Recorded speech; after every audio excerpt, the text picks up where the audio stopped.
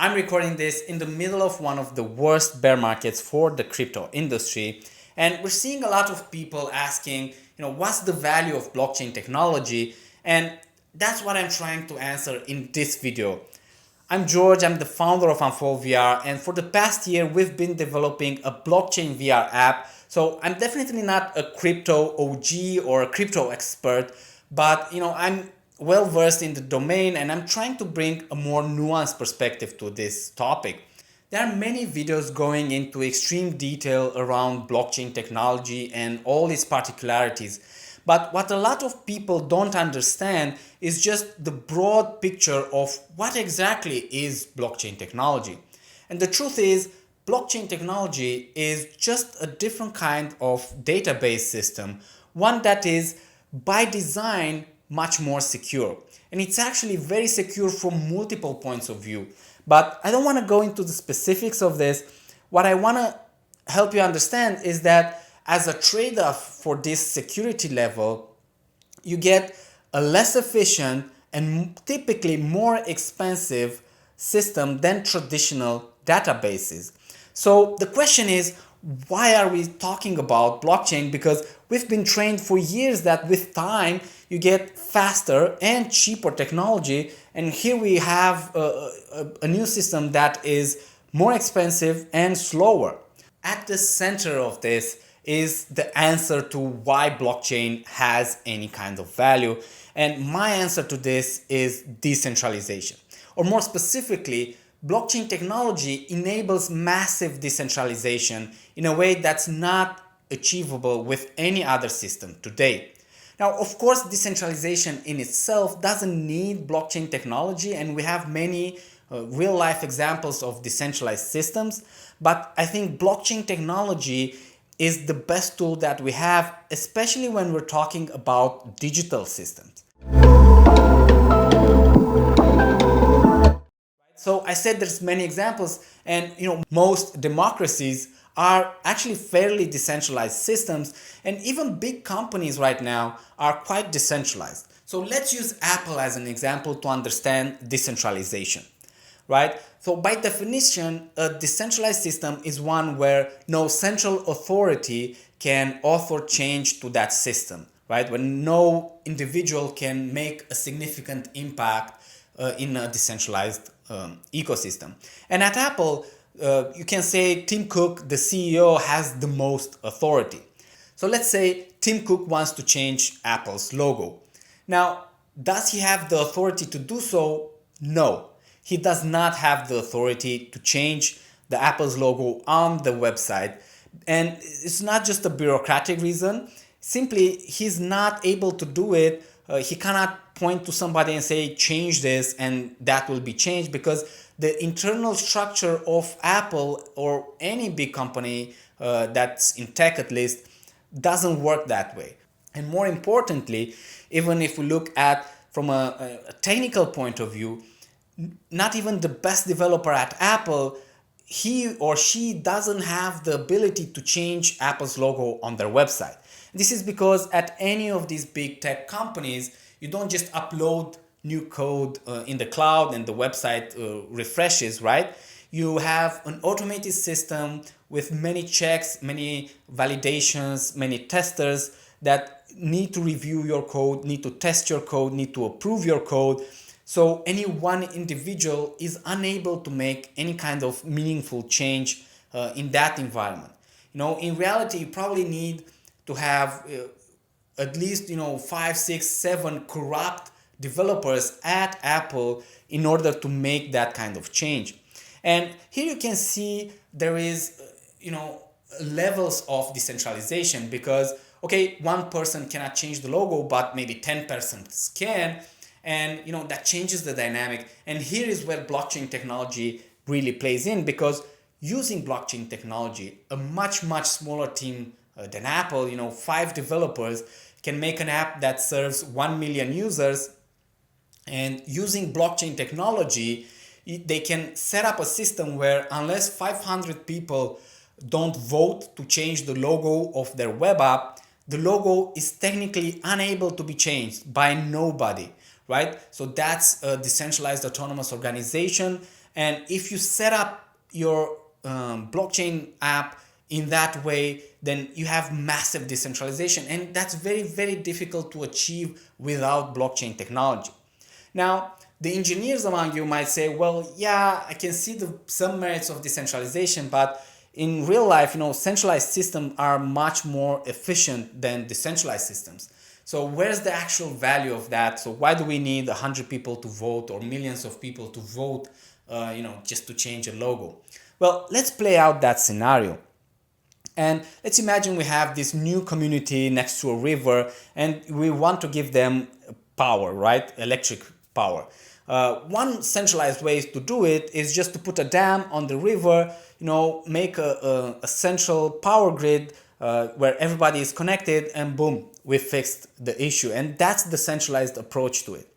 The decentralized way to do it is, we don't build any dams, but we build 1,000 water mills and we lay 1,000 different cables to 1,000 houses, and now every house has a decentralized autonomous source of energy in their house. And this is obviously a ridiculous example, and it shows how inefficient a decentralized system can be. But it actually, paints a pretty good picture to where the blockchain industry is right now. Because if you stretch this example a little bit, you can say, okay, let's not build water mills because, doesn't make much sense. But what if each household has solar panels and a battery pack? Well, all of a sudden, now we're in a conversation that a lot of households are having. They're wondering, well, should we get this kind of equipment even if we're already connected to a central power grid? And how would this be any better than a centralized system? Well, if you have a solar panel and a battery pack, and the central authority, the power company, comes and say, hey, we're gonna charge you next year twice as much as we do now, you can easily say, well, no, thank you. I'll just get another solar panel, maybe another battery pack, and I'm set. So now all of a sudden, you have much more leverage, you have a much more robust system where a central authority cannot impose their will for whatever reasons they may have. And even if there's no bad intent, let's imagine there's a powerful storm knocking the dam down, so everybody loses power. But if you have some self-sufficient power source like solar panels, then you're all good and you can weather that storm, and you're in a much better position than if you relied solely on a centralized system to solve all your problems. Okay, then you might ask yourself, why is all this craziness happening in the marketplace with all these crypto projects being scams and being fraudulent? Well, let's use our same example and actually play it forward. And before I do that, I'll just say the water mills and power cables are the Bitcoin and Ethereum equivalent of the crypto industry right now. And the new solar panels and battery packs are the equivalent of more modern, much more efficient blockchains such as Internet Computer Protocol. And pushing our example forward to understand the condition of the market today, let's say in our beautiful community, you have this hot crypto startup that says, hey, we want to sign up everybody who has solar panels. So during daytime where you have extra energy, we broker kind of a deal with the central power plant, and we leverage having all of you signed up to get a better deal for your energy. And using blockchain technology, we can make all those transactions happening very transparently. Everybody is rewarded, very fairly, very equitable. And that's something that's hard to do without blockchain, because you need that layer of trust. So there's 3 scenarios of how this startup venture could go. The first scenario is where these people take the money from the community and they actually build the product. They spend years building relationships with the community, with the power plant, with everybody. They build the app, and everybody gets fairly compensated. They get their cut, and the world is a better place. The second scenario is where these people take the money from the community and just fly off. They go off radar in fact, there wasn't no team. It was just a guy scamming everybody using false identity, living in the Bahamas or somewhere right now. And that's called a rug pull. And that's what happened actually a lot, maybe 2, 3, 4 years ago with all the ICOs and all those, bubbles, micro bubbles, all the NFT scams. Those are all rug pulls. Not sophisticated, could have been done with any kind of technology. And you have the third scenario, which is what we're seeing now, especially in the media. And where you have this startup that takes everybody's money and then they go to investors and say, hey, we have all these users, we're building this cool app, invest in us. And they get investors' money.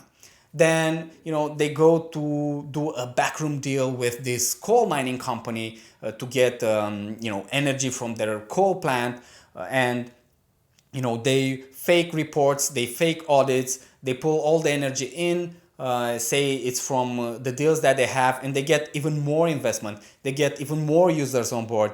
They put more marketing, they put more ads, and they get even more money. And sooner or later, the castle of cards will fall because they don't have a robust business, and they end up with no money in the bank mysteriously, right? So this is a much more sophisticated scam, and it's mostly possible because blockchain technology is not regulated. So a lot of these bad actors in the space, they claim they do things a certain way, but in reality, behind the scenes, they can author billions of dollars of transactions without anybody, actually noticing that. So at the end of the day, blockchain technology is just a tool. It's essentially a different kind of database that can be used to build some apps, and it's probably not good to build some other apps that are better off using traditional database systems. Now, to stop investing resources into developing this ecosystem, I think it's wrong, because I think we are better off having more decentralized alternatives to use as complementary to centralized systems. What I wish you leave with from this video is just an acknowledgement of how early we are in this process, right? To build that kind of decentralized autonomous organizations, it takes a lot of time, a lot of design work, a lot of development work. We're not there yet. Sure, you can build, a perfect decentralized system if it's for changing logos on a web app, but whenever you have something a little bit more complex than that, we're just not there yet. There's much more development that needs to happen to make sure you have true decentralized systems running on blockchain. So in conclusion, if we look at the three categories of actors that participate in this environment, you have the developers, you have the consumers, and you have the investors. And for us, for developers and startups, I think it's important to recognize that blockchain is just a tool. It's just a digital tool that you can use or not use. And it's not going to replace all the hard work, all the business building that needs to happen to make a startup a success.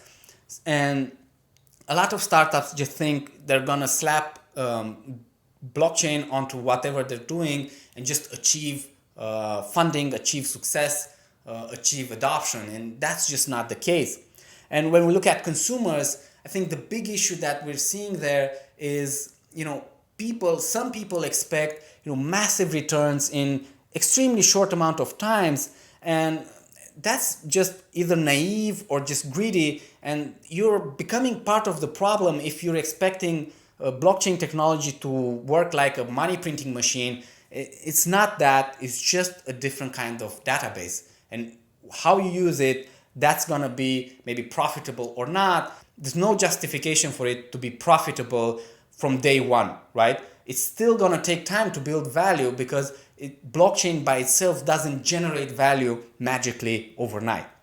From the investor's perspective, I guess what's concerning is just how much money went into projects that were just great salesmen, that were just building hype and not actually building any valuable product. They were just very good at onboarding new people. And of course, any startup needs to have a good sales strategy and a sales team. but that's not all there is to it. So what I'm hoping is more investors start realizing that they need to invest in startups that actually solve problems, that use blockchain not just because it's cool and because it gets users onboarded, but rather because it's a unique way of solving particular issues that using other technologies would be solved much more inefficiently. With all that said, everything I've just described is a very top-down personal opinion of this space. I'm definitely not a crypto expert. I'm not a financial expert, so just take this at face value. There's a lot of nuances, there's a lot of details that I couldn't cover in such a small space. But I'm very interested what you think about blockchain technology, what you think about decentralization and the interplay between them. And of course, if you want to learn more about Unfold VR and what we're building, you have all the information in the description of this video. Reach out to us in the comments below or on Twitter or where else you find us. Until next time, I'm George.